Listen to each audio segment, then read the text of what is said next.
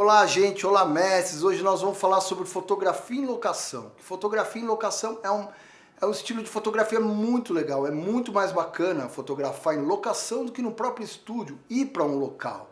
Porque existem locais incríveis, já com histórias, com vários signos e várias histórias intrínsecas já nesse espaço.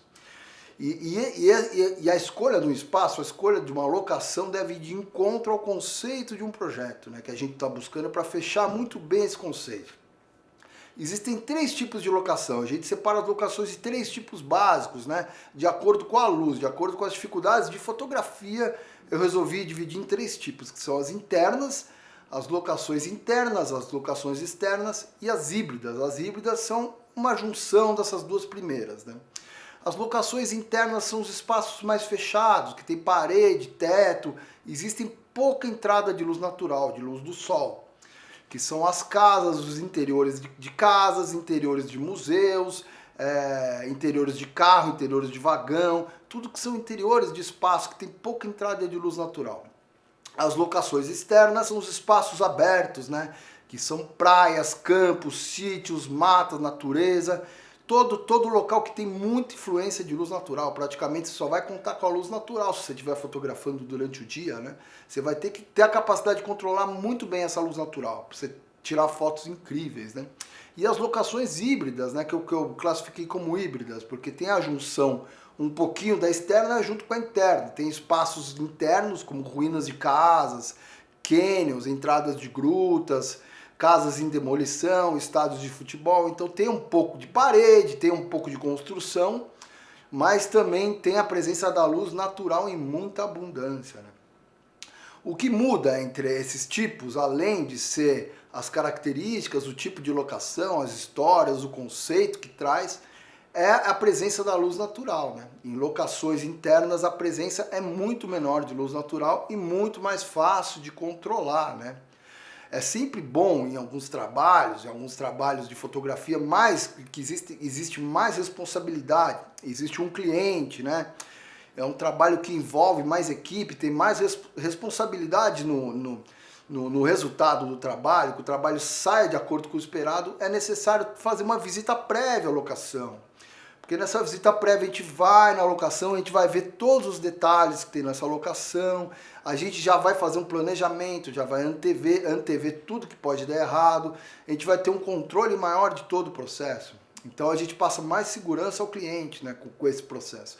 É lógico que você for fazer, tá viajando, tá com a sua namorada, com um amigo, resolve fazer umas fotos ali na hora, sem um projeto pessoal, às vezes que não tem tanta responsabilidade, não tem necessidade disso tudo. É lógico que a gente precisa lembrar, quanto maior o planejamento, melhor vai ser bem executado esse trabalho depois.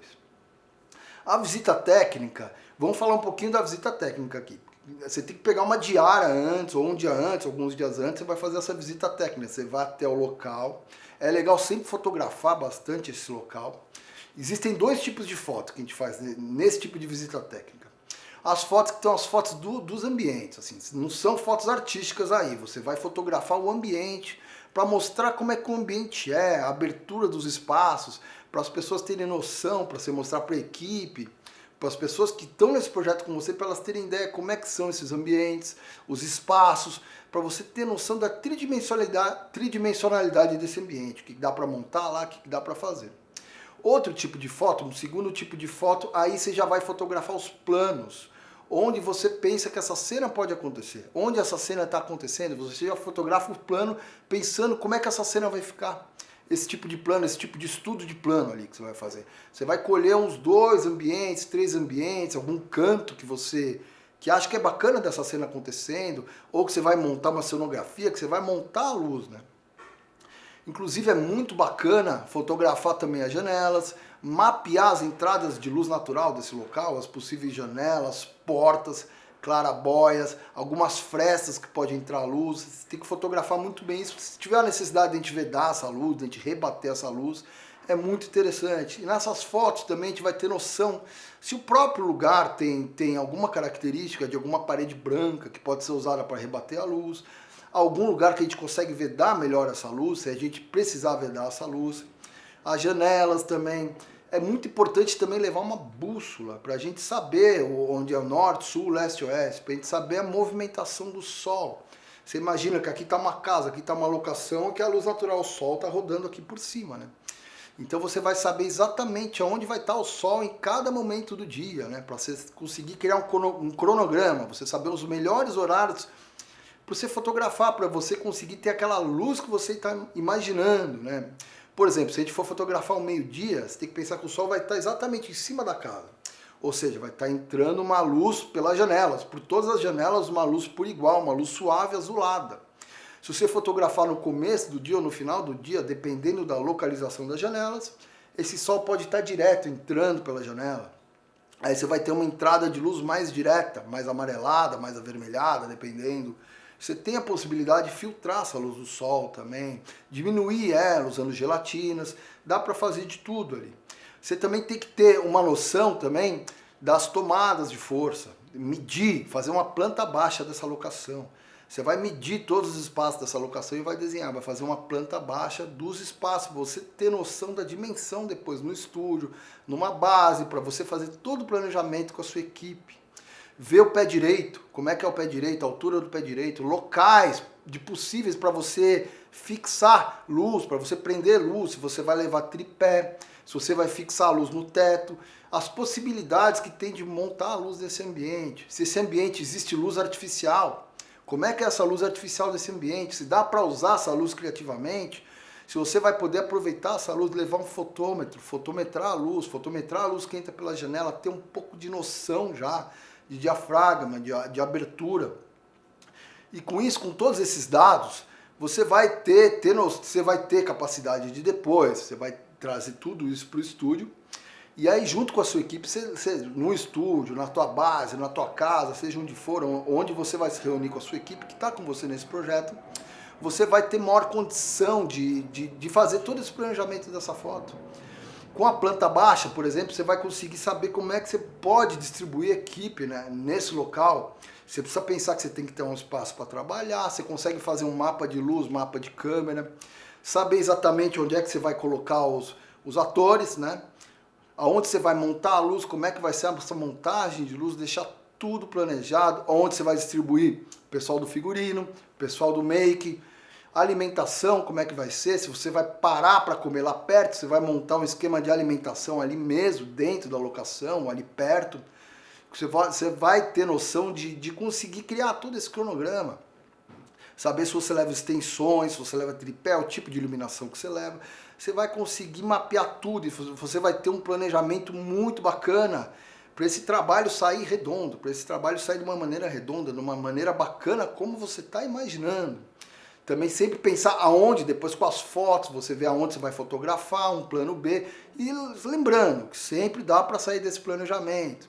Pode até parecer meio exagerado isso que eu estou falando, mas esse planejamento é muito importante para você poder passar mais segurança para o seu cliente, para você ter menos surpresas desagradáveis que pode acontecer na hora, você esqueceu uma coisa importante aí na hora de fotografar, ou você não planejou, você vai pensar na hora ainda, montar a luz na hora, decidir onde você vai fotografar. Às vezes você precisa pensar em objetos de cena, cenografia que vai aparecer, que você vai montar em determinado espaço ali para dar tudo certo, você precisa às vezes alugar, levar algum objeto. Então é muito bacana ter esse planejamento, porque quanto maior o planejamento, mais chance do trabalho sair redondo. E depois, com todo esse planejamento, você pode se preocupar com outras coisas, você não precisa mais ficar preocupado com montar luz, ficar que nem maluco correndo para lá e para cá, já está tudo organizado, todo o cronograma organizado, e você pode se preocupar em paparicar o cliente, dar mais atenção para o seu cliente, dar mais atenção para os modelos, deixar os modelos no clima, poder brincar mais, sair do planejamento, você consegue fazer fotos mais incríveis, de repente você pode preocupar a sua cabeça com a criação do trabalho, no ato do trabalho ali. Eu vou falar para vocês que as melhores fotos da minha vida, elas sempre surgiram quando eu fugi do planejamento, quando eu saí do roteiro.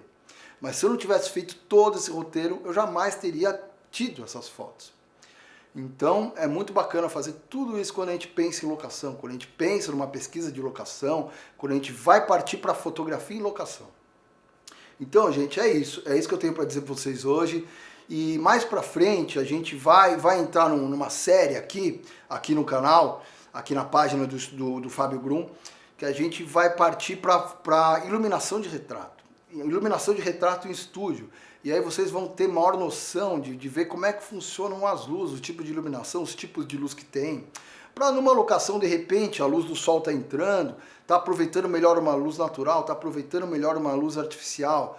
Qual vai ser a luz do sol? Pode ser uma luz principal, pode ser uma luz de preenchimento. Você pode usar ela como uma luz de efeito, uma luz de fundo, você pode usar ela recortada, bandeirar com uma bandeira. As luzes artificiais que você vai usar, você pode misturar a luz natural com flash, usar temperaturas de cor mais criativamente. Então, entendendo essa parte de iluminação, de desenho de luz em estúdio, vocês vão ter maior possibilidade de entender todo o funcionamento das luzes para quando vocês partirem para uma locação, tanto externa, quanto interna, quanto híbrida. Vocês vão ter maior condição de ter maior controle de todo o processo e deixar o trabalho de vocês incríveis, como vocês imaginaram, para não ter surpresas agradáveis e poder aproveitar esses locais incríveis que são as locações e fazer fotos realmente espetaculares. Bom, é isso aí, gente. Vamos ficar por aqui. Compartilhem esse conhecimento com mais gente, com mais fotógrafos. Vamos ajudar. Vamos distribuir conhecimento, porque quanto mais a gente compartilha conhecimento, quanto mais a gente ajuda, quanto mais a gente compartilha valor, mais volta pra gente. Muito obrigado, gente.